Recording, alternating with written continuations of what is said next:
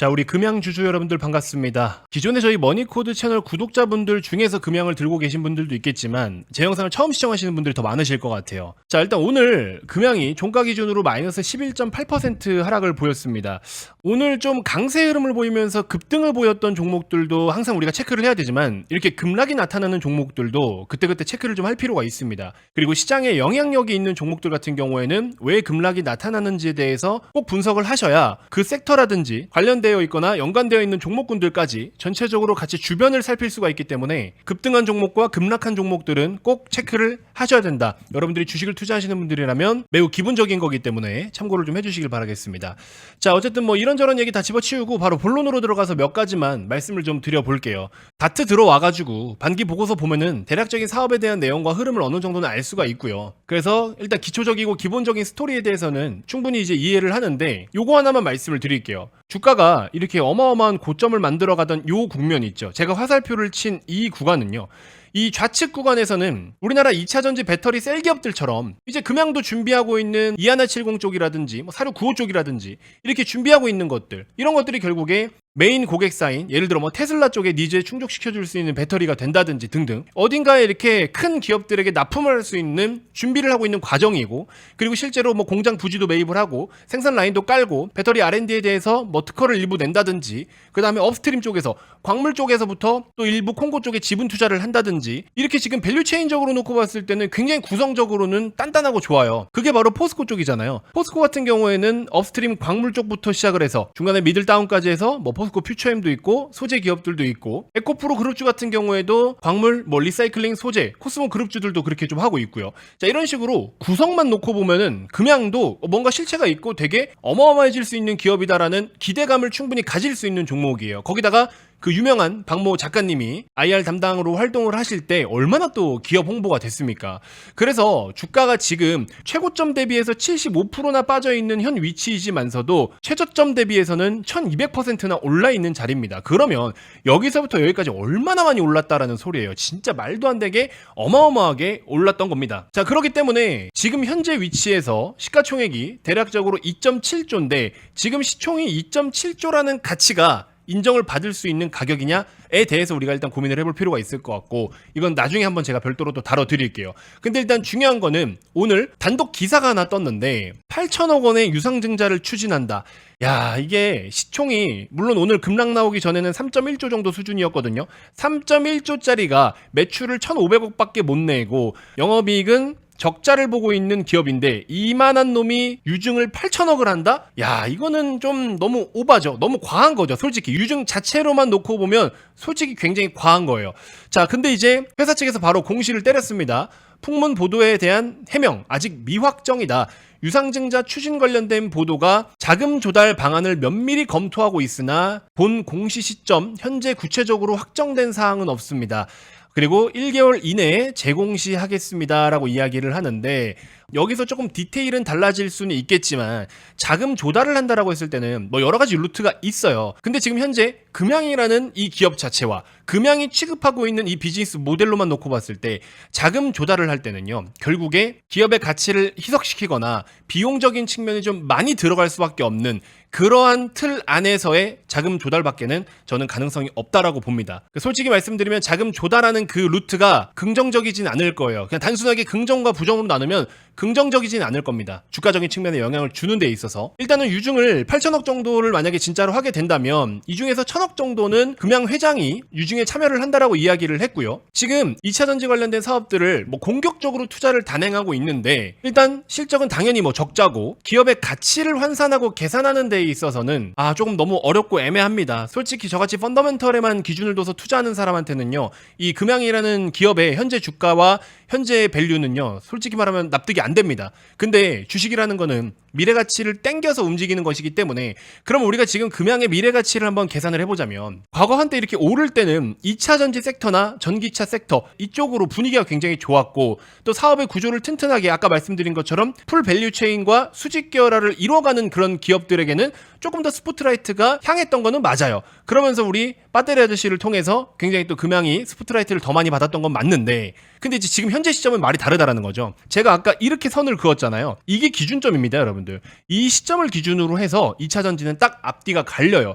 이때 당시는 업황도 너무나 좋았고 캐즘이라는 단어가 사용되기 전입니다. 근데 오히려 그 이후는 캐즘이니 뭐니 불황, 리튬 가격도 한때 톤당 60만 이하다던 게 지금 10만 이하도 안 되죠. 대표적인 리튬 기업들 같은 경우에도 뭐 엘버말이나 이런 기업들도 주가 뭐 작살났고 최근에 뭐 조금 고개를 드니 많이 하지만, 자 그러면 결국에 금양이 뭐 사실상 주주들의 등골을 빼먹기 위해서 최대 주주 제외하고 7천억에 유증을 했다라고 가정을 해볼게요. 이 돈을 자기들의 배만 불리기 위해서 양아치 짓을 하기 위한 규모치고는 너무 크잖아요. 그쵸? 그 정도는 아니다라는 거죠. 뭔가의 사업에 대한 실체는 있고 실태는 있다라는 겁니다. 근데 조금 아쉬운 건 뭐냐면 이제 주주 입장에서 지금 당장 니네가 어떤 사업을 준비하고 있는 건 알겠고 뭐를 하나씩 만들어 가고 있는 건 알겠어. 이제 그런 부분들은 알겠는데 여기 보시면 당장의 장기 공급 계약에 대한 판매는 없으며 계획 생산에 의한 소량의 스탁 판매를 주로 하고 있습니다 라고만 이야기를 하고 있습니다.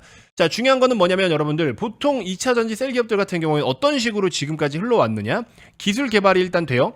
기술 개발이 이루어지고 나서 이 기술을 가지고서 영업을 합니다. 영업을 하고서 샘플 양산을 하고 테스트를 다 거쳐요. 고객사들로부터 샘플 테스트. 자, 그러고 나서 이제 오케이 니네 거 좀 쓰자 그러면은 보통은 장기로 수주를 넣습니다. 대규모로 장기로. 물론 꼭 무조건 대규모와 장기가 아닐 수도 있어요. 근데 배터리 같은 경우에는 우리 빠떼리 아저씨도 많이 이야기를 하셨지만 완성차 모델이 결정이 되면 이걸 위해서 준비하는 과정이 3년 정도 걸립니다. 여기에 어떤 배터리를 사용할 거고 어떤 테스트와 어떤 샘플을 해야 되고 등등등 이런 것들이 3년 정도가 걸려요. 그러면 지금 금양 입장에서는 당장 향후 3년 동안 확정된 정해진 그런 실적은 없다라는 거죠. 하지만 다른 셀 기업들 같은 경우에는 리튬 가격에 따라서 변동은 있을 수 있고 배터리 가격에 따른 변동은 있을 수 있겠지만 어느 정도의 정해진 실적이라는 게 있고 방향 자체는 그래도 긍정적으로 볼 수가 있다라는 건데 금양은 아직 그 정도 수준까지는 아니다라는 거죠. 그럼 이거를 무조건 부정만 해야 되느냐? 그렇진 않아요. 지금부터 이 수주란에 뭔가가 들어차기 시작을 한다면 그러면 또 금양의 주가는 크게 반등을 보일 수도 있겠죠. 자, 여기 회사의 연역을 좀 보시면요. 뭐 본업은 다른 사업인 거 알고 계시죠, 여러분들? 발포제 쪽. 자, 근데 여기 보시면 22년 4월부터 해서 이하나70 원통형 배터리 셀을 개발을 했고 8월 달에 셀 품질 인증서를 또 획득을 했었고요. 콩고 쪽에 광물로 이제 지분 한 20% 정도 취득을 했었고 2차 전지 생산시설 건립 투자와 양해각서를 체결을 했고 2차 전지 700만 셀 공장 준공과 상업용 생산을 시작을 했고요. 물론 이 배터리가 모두 다 전기차로만 들어가는 건 아니에요. 삼성 SDI도 공구, 전기 자전거, 뭐 전동 스쿠터 등등 이런 데 다양하게 들어가는 것처럼. 그리고 밑에 보시면은 이제 4695 원통형 배터리 R&D 센터를 착공을 했고 2차 전지 기장 공장 기공식부터 뭐 센터 준공 또 개발 성공 이런 식으로 호재도 있어요. 나름 호재도 있지만 이 모든 시나리오가 사실 주가에 다 반영이 됐다라는 거고, 그리고 중요한 건 이렇게 해서 개발을 성공을 했다라고 해도 타이밍 자체가 너무 아쉬운 거죠. 지금 당장 2차 전지 섹터는 전기차 시장 전방 제품 판매가 급격하게 위축되고 수요가 둔화된 그런 상황인데 지금 상황에서 개발해서 판매 루트도 연결이 안 됐고 어디다 팔지도 모르고 가격도 정확하게 정해진 게 없는 상황에서 미래 가치를 환산하기 너무 어렵다라는 겁니다. 그래서 다시 한번 말씀드리자면 전체적인 큰 틀에 있어서는 그래도 어느 정도의 실태가 좀 있는데 중요한 건 이런 것들을 최종적으로 숫자 실적으로 가져올 수 있는 그 틀에 있어서는 아직까지 중간다리가 놓여지진 않고 있는 상황이다라는 겁니다. 근데 그러는 와중에서 얘네가 아직 얼마나 돈을 벌지도 윤곽을 잡을 수도 없는 상황에서 갑자기 어마어마한 7천억, 공시상으로는 8천억 이 금액을 갖다가 유중을 때린다? 주주들이 환장하는 거죠. 당연히 시장이 미쳐서 날뛰는 거죠. 자, 그래서 그런 부분들이 조금 아쉽다면 아쉽다. 자, 근데 이거는 뭐 조금 표현이 어려울 수가 있을 것 같기는 한데요. 뭐 내부 정보 그런 건 아니에요. 그런 건 아닌데 한 두 가지 정도의 좀 기대되는 모멘텀이 큰 게 있어요. 아까 말씀드린 것처럼 그 연결 다리가 필요하다라고 했잖아요. 니네가 배터리를 잘 개발했고 생산을 하면 뭐해? 판매를 못하면 말짱 도루묵인데. 근데 그만큼의 캐파를 만들었다는 이유만으로 이렇게 주가가 또 오르고 더 그 뒤에 훗날 뭐 테슬라가 됐든 어디다가 너 납품을 할 것에 대해서 많은 기대를 하고 있는데 제도권에서 이 기업을 볼 때는 좀 윤곽이 딱 드러날 수 있는 그 숫자 넘버가 중요합니다. 그러려면은 뭐가 필요하다라고 말씀을 드렸죠. 결국에 외국인 기관 등등 메이저들이 살려면은 실적이 있어야 돼요. 실적이 있으려면 뭐가 있어야 된다고요? 수주가 있어야 됩니다. 근데 최근에 개발됐죠. 샘플 다 줬겠죠. 물론 이게 아직까지는 조금 이제 전문가들 사이에서 이야기가 도는 내용이긴 하지만 유증을 때릴 때 이 7천억 8천억이라는 규모 어마어마한 거 얘네들도 알아요. 이거 유증 때리면 주가 작살난다? 얘네도 알아요. 근데 이렇게 똥만 싸놓고 일만 저지를까요? 그렇지 않습니다. 당근과 채찍을 같이 줍니다. 그래서 유증 플러스 수주가 될 수도 있고 뭐 그렇지 않을 수도 있는 공개하기가 좀 애매한 호재가 하나 있어요. 저희 머니코드 채널에서 지금 금양 영상을 처음 찍는 거예요. 왜 지금 처음 찍을까요? 뭔가가 조금 있어요. 근데 이걸로 인해서 무조건 주가가 폭등합니다. 이건 아니지만 오히려 유증만으로 기업의 가치를 훼손시킨다라는 그게 어느 정도 상쇄될 수 있는 또 좋은 내용이 있기도 있습니다. 근데 그게 어느 타이밍에 나오느냐에 따라서 주가 반등 여부가 결정이 될 것 같아요. 그리고 금양을 보유하고 계신 분들은 진짜 힘든 시간이 될 수밖에 없습니다. 이게 지금 주봉 기준으로 25주 동안에 계속 내리꽂고 있잖아요. 근데 그 와중에 또 오늘 갑자기 10%대 또 하락? 저점이 없어요. 기술적으로도 분석이 의미가 없어요. 물론 지금 현재 가격 위치에서 이런 가격 부근에서 자리를 잡아주는 게 맞는데 이걸 밸류적으로 기댈 수 있는 가격도 아니에요. 굉장히 어렵습니다. 그래서 이거를 금양에 대한 저의 생각을 쭉 다 정리를 해서 어차피 한 달 내로 재공시를 한다라고 했기 때문에 한 달 이내로 남은 시간 동안에 미리미리 어느 정도의 계획을 좀 세우고 생각할 시간을 가졌으면 좋겠습니다. 저를 처음 보시는 분들이 있을 수 있을 것 같아서 제가 한 말씀 드리자면은 엔캠이라는 종목 있죠, 여러분들. 이 엔캠이라는 종목도 제가 이런 식으로 투자 전략서를 작성을 해가지고 5월 30일자 기준으로 이렇게 해서 언급을 드렸었는데 5월 30일자에 엔캠 같은 경우에는 보시면 얼마예요?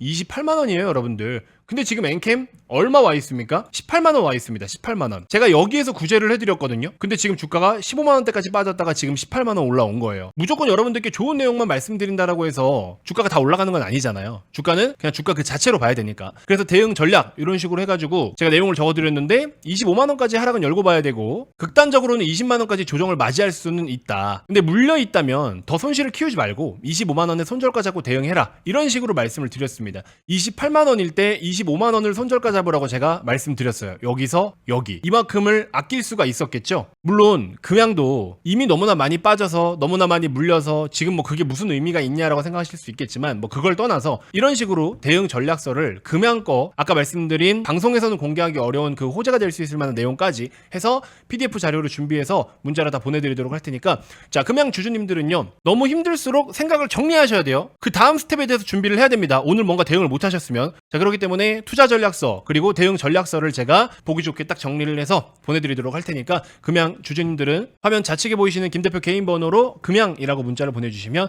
제가 PDF 파일을 또 문자로 발송해드리도록 하겠습니다. 자, 너무 걱정하지 마시고요. 어떤 종목이든지 간에 또 대안은 있습니다. 그리고 저희 머니코드 채널에 또 다른 좋은 종목들에 대한 커버도 많이 해드리고 있으니까 채널 한 번씩 둘러보시고 구독도 한번 눌러주시면 앞으로 꾸준히 여러분들 많은 도움 받으실 수 있을 겁니다. 자 이번 영상 이렇게 해서 마무리하도록 하겠습니다. 고맙습니다.